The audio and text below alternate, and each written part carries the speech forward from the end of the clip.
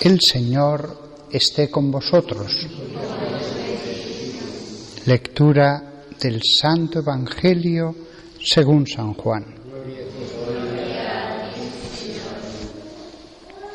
En aquel tiempo el gentío dijo a Jesús: ¿Y qué signo haces tú para que veamos y creamos en ti?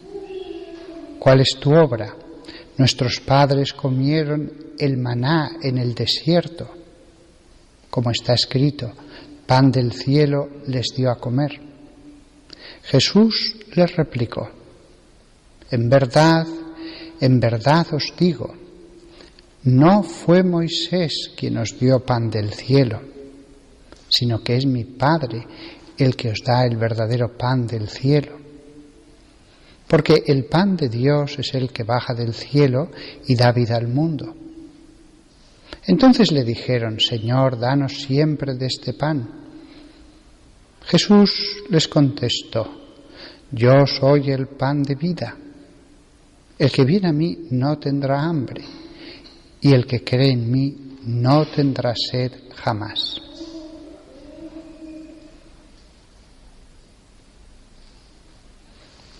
Palabra del Señor.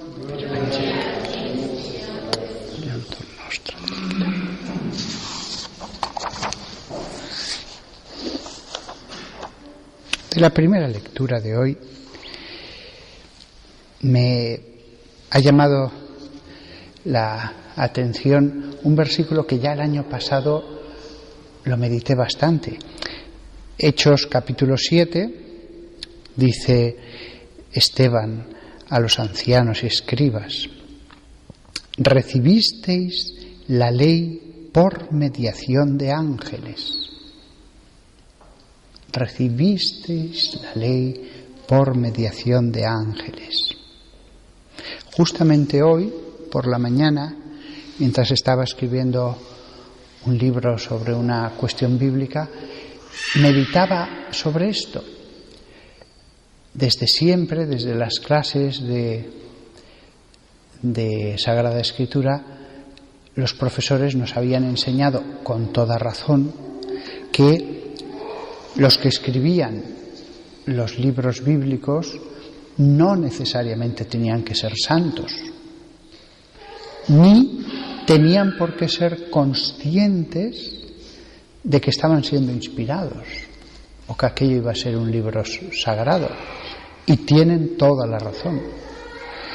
Ahora bien, aunque esto es verdad, aunque es cierto que, por un lado, muchos libros están escritos directamente por los profetas, dictados al que fuera el escriba, o por Moisés, o por apóstoles en el Nuevo Testamento, o por hombres santos que están así considerados por la Iglesia, que escribieron, recopilaron lo que les contaban los apóstoles. Es el caso de Marcos, por ejemplo. La tradición dice que él escribió lo que le contó Pedro y otros. Y así podemos decir lo mismo de Lucas. Bien, aunque esto es verdad, que parte de los libros fueron escritos por santos, necesariamente tenían que ser santos los autores de los libros de Crónicas, o de los Reyes, o de los Macabeos. No necesariamente. Pero esta mañana, reflexionando sobre este tema, yo pensaba, claro, no es necesario, pero es más lógico que para crear un texto sagrado Dios use un instrumento santo. Por primera vez he pensado esto, antes no. Dios puede hacer lo que quiera a través de quien quiera. Pero aun siendo esto verdad, las cosas santas suelen ser hechas por manos santas. Aun siendo verdad esa afirmación que he dicho antes, cualquier instrumento, es lógico pensar que usando un hombre santo, un hombre de una vida que le convierta en alguien que percibe la inspiración de Dios, de los ángeles, es más fácil que él sienta en su interior: no, esto no ha quedado bien, tengo que revisarlo. Esto no me convence, tengo que corregirlo. Es cierto que partes de la Biblia fueron dictadas por Dios, dictadas. Es cierto que otras partes de la Biblia la inspiración fue nítida, como cuando un profeta da un mensaje del Señor. Pero en otros casos, aun no siendo así, cuanto más santo fuera el que escribió, más fácil será el hecho. Y aunque Dios puede hacer cualquier cosa a través de cualquiera, lo normal es que Dios suele usar esta norma de que hace las cosas de un modo razonable. Así que me inclino más a pensar que aunque algunas partes pudieran haber sido escritas por hombres completamente normales, pienso que los textos sagrados, aunque no conozcamos el autor del primer libro de Reyes o del segundo de Crónicas o de los Macabeos, por decir unos ejemplos, debieron ser hombres muy santos, muy santos. No todos los hombres santos, ni todos los profetas que tuvieron profecías de Dios, Dios determinó que escribieran partes de la Biblia.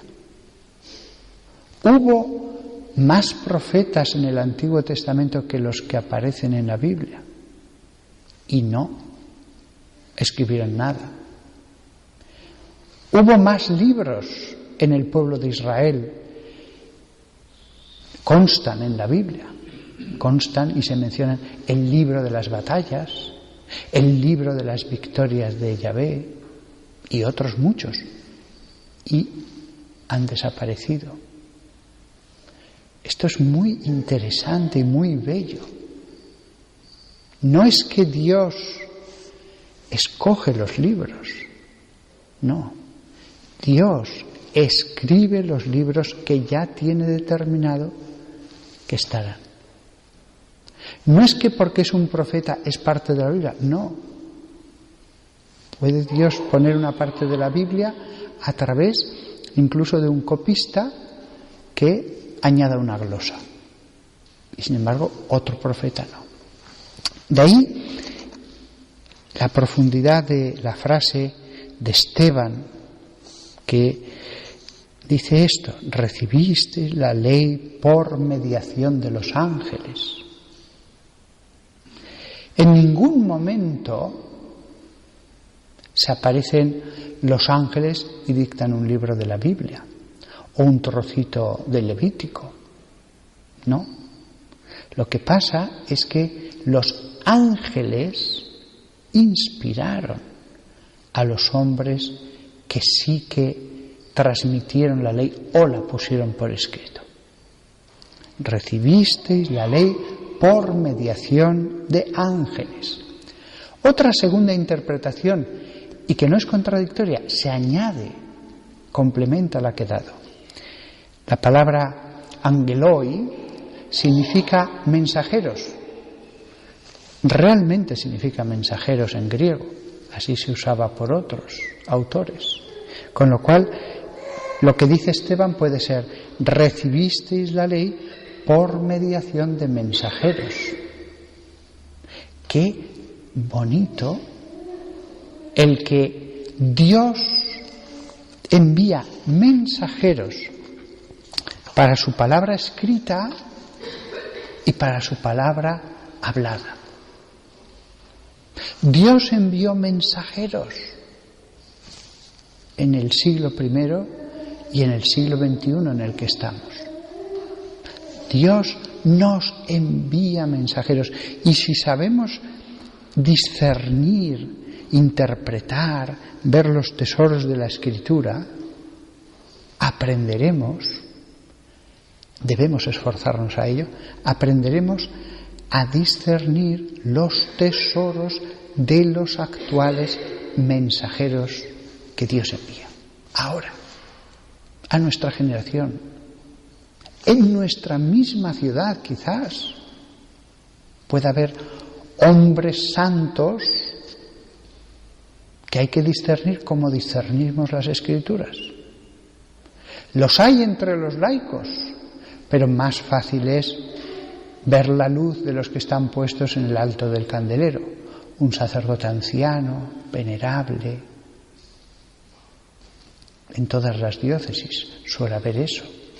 Ancianos, presbíteros, que son mensajeros de Dios.